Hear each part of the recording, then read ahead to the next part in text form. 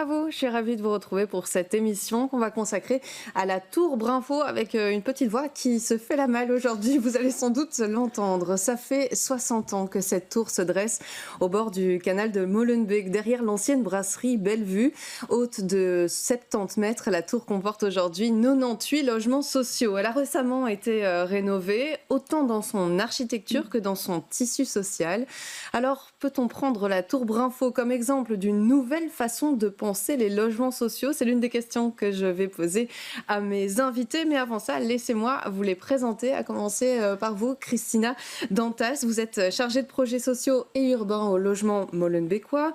C'est une société immobilière de services publics. Votre fonction dit déjà beaucoup en fait de ce lien que vous cherchez à créer entre l'aspect social et la manière dont on habite un logement rénové, un bâtiment à haut potentiel énergétique, comme c'est le cas de la tour, on y reviendra. Une rénovation à laquelle vous avez participé, Laura Béouir Papazoglou. Vous êtes ici avec une double casquette, architecte et coordinatrice d'un projet, Mimosa 1080, qui est en fait né en même temps que la Tour Brinfo 2.0, un projet consacré à l'accompagnement des parents solos et écouter les besoins des locataires. C'est aussi l'une de vos missions, Donatienne Hermès. Vous êtes travailleuse sociale à la maison Bonne Vie, à la maison de quartier Bonne Vie. C'est une ASBL qui accompagne aussi les locataires. En répondant à cette question, ça veut dire quoi habiter un logement passif? Mais avant de nous plonger dans ces questions, je suis passée dans la tour Brinfo l'autre jour à la rencontre d'une locataire. Maria, je vous propose de découvrir son histoire. Là, je vais mettre un divan, comme ça, un petit divan, avec une table de salon pour la TV. Fauteuil, ça va rester là, probablement. Je vous en prie, tout est en ordre. Et vous voyez, il y a un problème ici avec ma chambre à coucher. Tout le monde dit que non, mais si. Parce que moi, j'ai pas assez de passages. Enfin, ça, c'est le problème à moi, c'est pas le problème des autres. C'est vrai, hein? À chaque fois, c'était toujours pour les travaux que j'ai dû déménager. Je vous dis, c'est la 3e fois. Enfin, j'espère que c'est la bonne.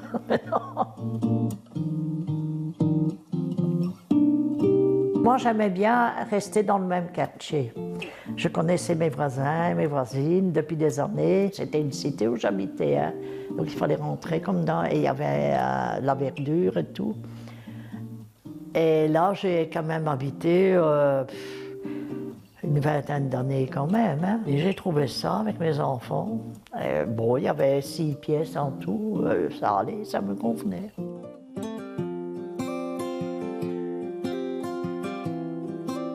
C'est pas à l'intérieur, hein, que c'est sale comme ça, c'est dehors. Ouais. Et vous ne savez pas ouvrir les fenêtres correctement? Non, on ne sait qu'ouvrir que comme ça, au rabat. Encore une chance.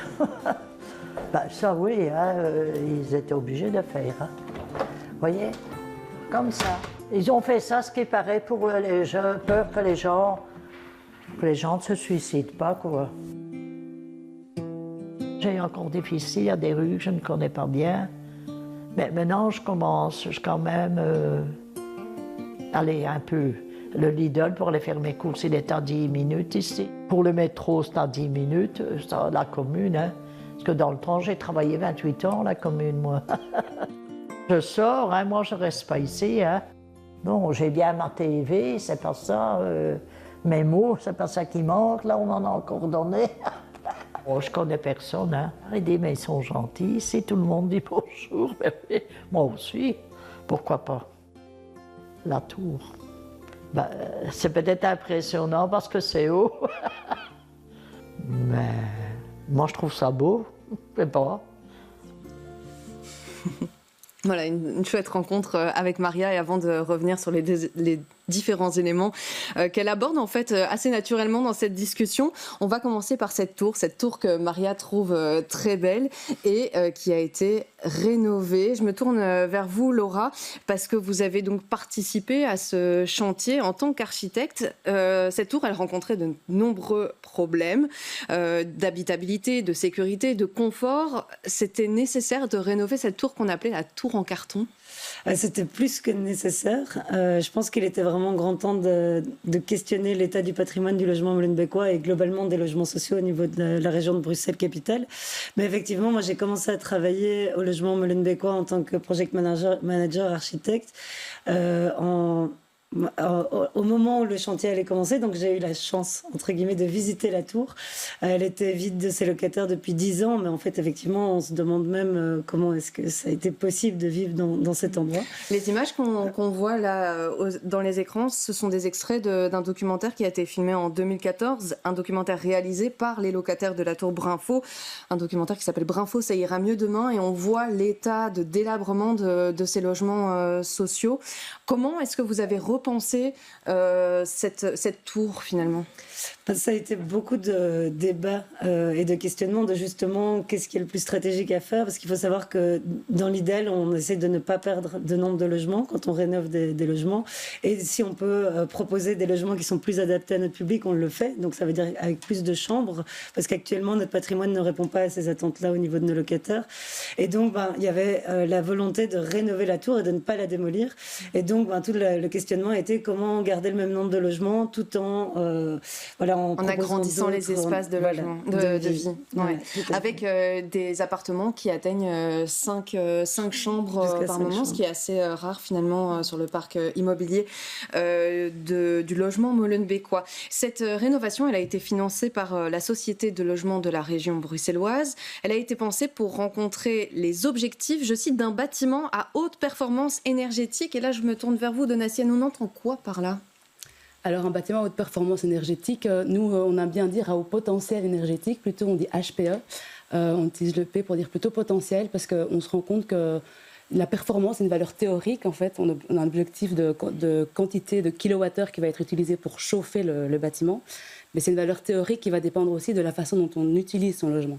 Et si on prend uniquement compte de la technique, etc., pour faire en sorte que ça consomme peu d'énergie, on se rend compte que parfois ça peut foirer. L'importance de prendre en compte l'habitant qui vit dedans et la manière de l'utiliser, c'est vraiment un enjeu important. Et assez concrètement, parce qu'on a vu l'état des châssis de la tour Brinfo avant rénovation, on est sur du double châssis, on est sur... c'est quoi exactement les systèmes qui ont pu être... Pour la tour Brinfo spécifiquement, il y a un système de ventilation double flux qui est collectif, centralisé. Donc il y a 4 gros blocs de ventilation pour les 98 logements. Donc ça veut dire que c'est pas individuel. Certains logements, c'est individuel, mais le truc, c'est que du coup, la ventilation se fait en permanence sans devoir ouvrir les fenêtres. D'ailleurs, on a vu, madame, elle parle des fenêtres qu'elle ne peut pas ouvrir. En fait, en théorie, c'est pas nécessaire d'ouvrir des fenêtres. Alors après, pour un confort de vie, etc., vivre sans ouvrir les fenêtres, moi, personnellement, je ne pourrais pas. Donc, effectivement, et c'est vrai que il y a cette d'autres tour, finalement, enjeux. elle a aussi été pensée avec vue sur l'extérieur, quoi. J'ai l'impression que les fenêtres sont plus larges, plus importantes que ce qu'elles ne l'étaient avant, mais c'est peut-être juste une impression. Et donc c'est vrai qu'il y a peut-être cette frustration de ne pas pouvoir ouvrir ses fenêtres. Elle m'en a parlé longtemps, Maria, de ses fenêtres.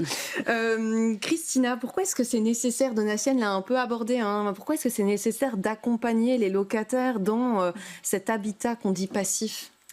Donc au logement molenbeekois, avant l'arrivée des premières habitantes, on a vraiment voulu proposer un accompagnement pour permettre d'atteindre potentiellement les objectifs qui étaient ceux d'un bâtiment passif, pour le confort des locataires aussi, parce que c'est quand même des techniques un peu spéciales, donc c'est toujours bien d'avoir un accompagnement qui permet, soit de manière individuelle ou collective, de mieux comprendre les systèmes. Mais on parle de quoi en fait ? Parce qu'augmenter un thermostat, a priori, moi ça me semble... C'est vraiment comment utiliser l'usage du bâtiment est un peu différent, comme disait Donatienne, d'un bâtiment peut-être qu'on peut appeler classique, et donc ici c'est vraiment d'autres réflexes ou d'autres approches, mais on se rend compte que ce n'est pas uniquement les habitants, c'est aussi les équipes techniques, aussi comment intervenir. Donc en fait cet accompagnement, grâce aux ASBL qui nous accompagnent, on permet de faire ce lien entre les équipes techniques, les habitants, et voilà, d'une manière à améliorer aussi la cohésion sociale dans ce bâtiment. Parce que c'est une tour verticale, donc voilà, c'est le quartier vertical, on l'avait appelé comme ça avec Laura, parce que c'est comme 98 familles dans un quartier déjà très dense. Donc, Ouais. voilà. Et ça se passe avec des séances individuelles, collectives, on va chez les locataires. Oui, effectivement, on se tourne vers vous, Donatienne, parce que c'est la SVL Bonne Vie, mais également l'association La Rue, qui vous êtes là sur le terrain. C'est vraiment un travail de proximité que vous faites auprès des locataires. Tout à fait. Alors j'avoue, c'est notamment une porte d'entrée pour mettre les gens autour de la table, autour d'un sujet qui les concerne tous. Et donc c'est aussi une façon de créer du lien social entre les gens, parce que les gens, ils débarquent dans la tour, ils connaissent personne. On entend Marielle dire qu'elle est déracinée. Il y en a beaucoup qui nous disent qu'ils ont été mutés et qu'ils arrivent dans cette tour. Donc c'est quand même pas mal de personnes qui doivent aussi s'approprier un nouveau quartier, etc. Donc nous, on commence par des séances collectives. Alors on s'adapte toujours en fonction de la situation dans laquelle on est. Ici, on a fini maintenant par mettre une table. Maintenant, on met une table dans le hall d'entrée. Et on fait du café, on amène du jus et puis on vient avec des serres pour montrer un petit peu, on a des modèles, des petites maquettes pour montrer comment ça fonctionne, quels sont les 4 principes d'un bâtiment performant. Parce que je n'en ai pas parlé tout à l'heure, mais il y a l'orientation, il y a la ventilation, il y a l'étanchéité à l'air. De donner en fait des outils pour mieux comprendre les objectifs de ce bâtiment. Ouais. Vous venez de l'introduire, Donatienne, je l'ai dit, hein, on va rénover de manière architecturale, mais aussi rénover le lien social en fait entre les locataires, avec des espaces collectif, vraiment, il y a eu aussi, je réécoutais un peu les interviews qui avaient été faites au moment de l'inauguration de la tour, où on parlait aussi que c'était une question de sécurité en fait, d'avoir moins de petits recoins, etc., d'avoir des espaces polyvalents. Christina Dantas, c'est une question à laquelle on s'intéressait moins, ces espaces collectifs polyvalents pour créer justement des moments de rencontre aussi entre locataires. C'est vrai qu'au niveau du logement molenbeekois, c'est quelque chose qui a été un peu lancé aussi au moment où le travail social collectif a été lancé, c'est-à-dire en 2021. Et c'est de réfléchir à ces espaces comme il y a les logements, mais il y a tous les espaces partagés. Comment faire en sorte qu'ils soient inclusifs et qu'il y ait une cohésion sociale. Et donc c'est une thématique qui est de plus en plus abordée au moment de l'avant-projet, donc vraiment au moment de l'esquisse avec les architectes. On anticipe déjà en se disant, voilà, comment va vivre ce bâtiment. Et donc, c'est ça qui est hyper intéressant, c'est de faire le lien entre les besoins des habitants et le projet architectural. Et on se rend compte parfois qu'il y a des objectifs qui peuvent un peu différer, mais ce dialogue permet un peu de rééquilibrer, de retrouver ce dialogue entre... Et c'est un dialogue qui n'existait pas au moment où la tour a été construite dans les années 60, justement ? Je ne pense pas. Hein. Non, et même ça se faisait pas tellement. Et on est au moment du projet de la tour Brunfaux, on était un peu dans les prémices de ça. Aujourd'hui, c'est beaucoup plus assis, ces méthodes-là. Il y a même un pourcentage du budget qui est prévu pour l'accompagnement social et les réflexions, où même nous, dans les cahiers des charges, on impose qu'il y ait d'autres fonctions que juste du logement, par exemple, quand c'est possible, quand il y a des besoins. Et c'est vrai que de faire marcher cette architecture et de réfléchir cette architecture dans un contexte permet en fait de la rendre beaucoup plus viable. Et donc c'est tout l'intérêt des architectes, je pense. Laura, dites, vous avez la parole, donc je vous la laisse. L'une des manières de se rencontrer au sein du voisinage, ça passe aussi par ce projet dont j'ai parlé en introduction, un projet pilote, Mimosa 1080, dont vous êtes la coordinatrice. Vous êtes en fait installée au 18e étage de la tour, et c'est ça qui est assez original, c'est d'avoir directement accès à cette proposition juste à côté de chez soi, littéralement. Et votre projet s'adresse aux parents solos. Ça consiste en quoi exactement ? Alors, c'est une structure d'accompagnement qui a été montée en partenariat entre Growth Island et le logement molenbeekois. Et c'est une structure d'accompagnement vers le bien-être, vers le travail. Mais donc, la priorité, vraiment, c'est de remettre le bien-être des parents solos, parce que être parent solo, c'est souvent synonyme de précarité, de difficulté, de très peu d'espace à soi. Et de comment est-ce qu'on arrive à créer mettre en place des leviers pour justement améliorer le quotidien et permettre parfois la réinsertion socio-professionnelle. En fait, moi, mon travail, c'est vraiment d'être à l'écoute de leurs besoins, de voir un peu ce qui leur fait plaisir. Bon, là, dans 86% des cas, ce sont des femmes, et moi, j'ai 100% des femmes. Mais voilà, et là, on voit des images, mais c'est des ateliers créatifs, des ateliers de céramique. On va organiser un marché où, en fait, elles vont être responsables, et petit à petit, elles retrouvent en fait du temps à elles, du temps où elles reprennent confiance en elles. Et en fait, c'est hyper puissant de voir ce qui est en train de se passer. Et la volonté était vraiment de pouvoir créer au niveau de la tour, à proximité de leur logement, une facilité qui permet de créer un espace justement. Et le fait que ce soit proche de leur logement facilite en fait toutes ces possibilités-là. C'est un projet pilote, on vient de le rappeler, mais c'est un projet où on voit, hein, il y a des ateliers, etc. Vous l'avez dit, donc il y a quand même un intérêt pour les locataires de s'y rendre, de créer, c'est une façon aussi de créer du lien social. Oui, bah oui, et on s'en rend très bien compte parce qu'il y a donc là on a une quinzaine de participantes dans le projet Mimosa et on se rend compte qu'en fait ces personnes ne se connaissaient pas avant alors qu'elles habitent littéralement ou l'appartement du dessus ou d'en dessous ou bien en face, etc. Et donc il y a vraiment quelque chose qui se passe et que en fait en tant que parent solo de savoir qu'on n'est pas seul, déjà c'est une première étape et même bah voilà, on voit Maria qui dit qu'elle se sent très seule.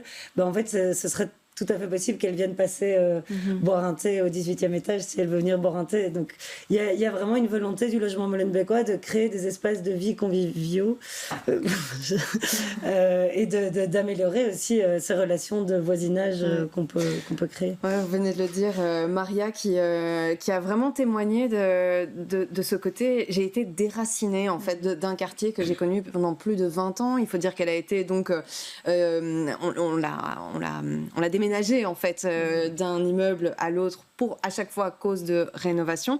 Et c'est ce que chez Bonnevie on appelle des locataires mutés, c'est-à-dire que parce qu'il va y avoir des travaux, parce qu'il va y avoir une rénovation, il faut en fait déplacer les locataires. Et en fait, on se rend compte que ça a un impact réel et concret. C'est le cas de Maria dans leur quotidien. Alors qu'on le rappelle, entre les deux logements, j'ai regardé un peu tout à l'heure, en métro, c'est 15 minutes. Mais en fait, c'est vraiment cette impression d'éloignement. Ben, c'est vrai que nous, en tout cas, dans le cadre de le projet d'accompagnement qu'on mène à la Tour Brinfo, on est aussi le réceptacle de comment les gens vivent leur déménagement, leur emménagement dans le nouveau quartier. Et donc, on prend aussi du temps d'écouter simplement les gens sur comment ils se sentent chez eux, etc. Et donc, on entend aussi pas mal de choses, mais liées à la fois au logement performant et puis à la fois à leur vécu.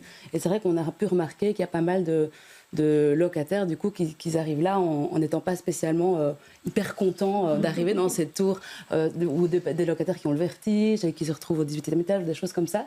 Et ça, par rapport à justement à la cohésion entre les gens, ça amène une difficulté supplémentaire, quoi. Quand les gens n'ont pas le choix en fait d'aller dans tel ou tel logement. Ça, ce qu'elle m'a expliqué, c'est que quand elle est arrivée en fait dans le logement Molenbeekois il y a 25 ans, avec ses enfants, elle avait pu visiter 3 appartements et elle me le dit, bon, c'est un bout que j'ai pas gardé dans l'interview, mais dans le reportage, mais elle me dit, là en fait c'était soit je disais oui à la Tour Brinfo, soit je tombais dans le système de location privée. Ça, c'est quelque chose, une crainte que vous ressentez, vous, du côté de Bonnevie, dans les témoignages que vous recueillez? Par rapport à l'appropriation du logement, on se rend compte que, effectivement, déjà ici, il y a des technologies particulières qu'il faut s'approprier, etc. Et puis quand on arrive dans un quartier qu'on n'a pas choisi, etc., c'est aussi pour s'investir dans son logement, c'est plus compliqué, quoi. Enfin, on le comprend.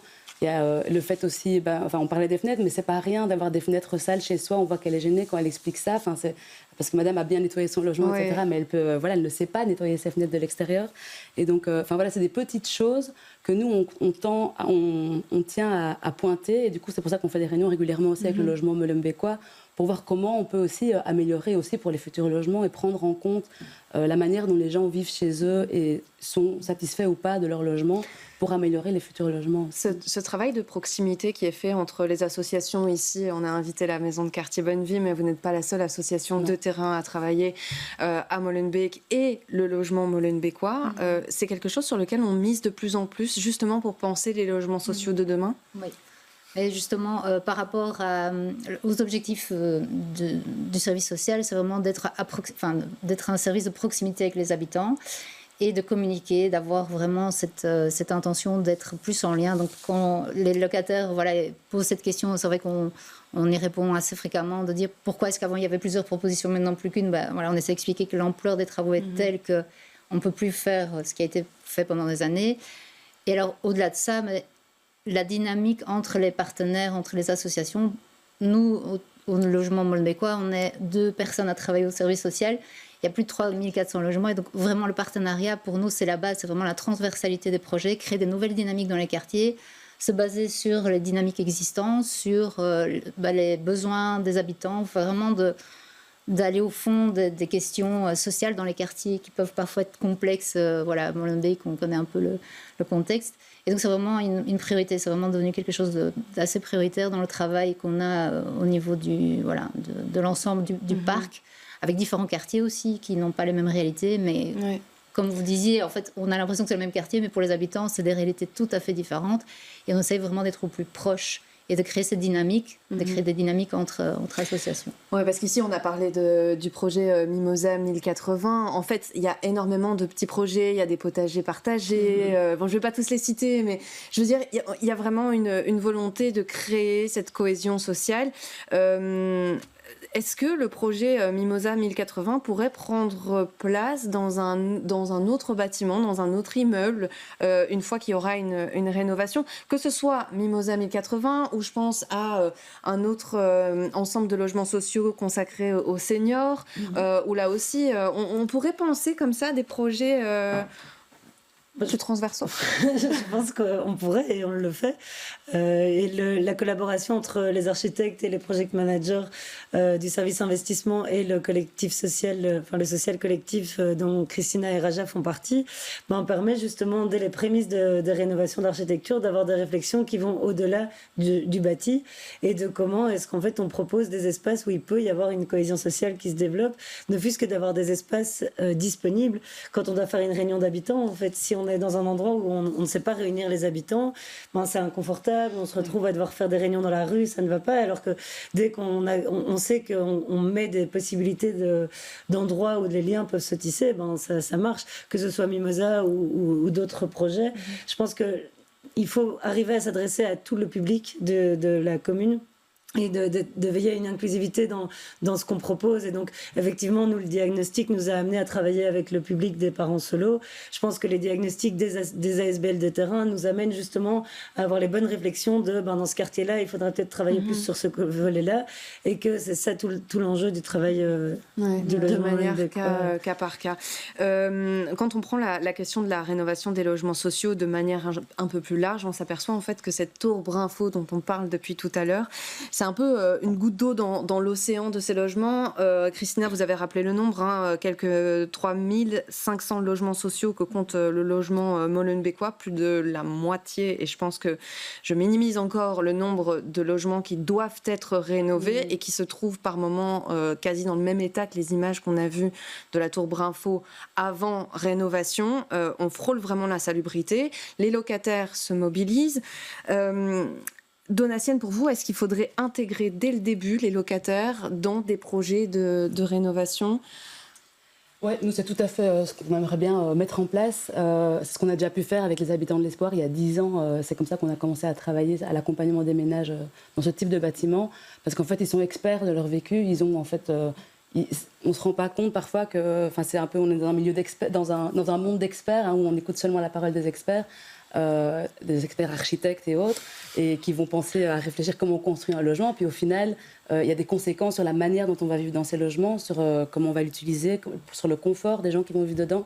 Et donc, nous, on pense vraiment que ce serait un plus hyper important de pouvoir impliquer les habitants en amont, dès la conception, même dès la réflexion concernant ce type de logement. On participe à des groupes de travail à Bruxelles Environnement aussi pour faire remonter toute l'expertise, parce que ça fait bientôt 15 ans qu'on accompagne des ménages dans ce type de logement, et donc on en a vu 497 des ménages.